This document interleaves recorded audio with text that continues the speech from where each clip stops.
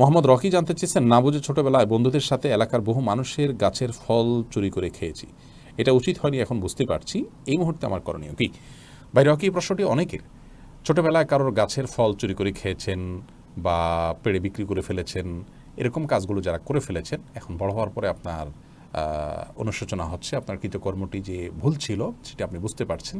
এই মুহূর্তে সে সমস্ত গাছের এবং ফলের মালিকদের সাথে যদি আপনি যোগাযোগ করে ক্ষমা চেয়ে নিতে পারেন, সেটা সবচেয়ে উত্তম।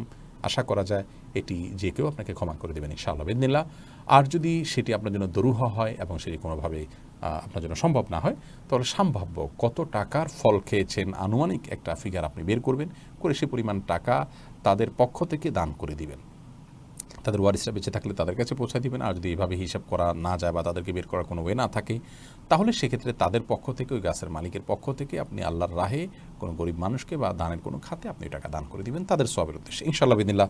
এর মাধ্যমে আপনি আপনার অপরাধ থেকে মুক্ত হবেন, সেই সাথে আল্লাহর কাছে ইস্তেগফার আপনার করা উচিত।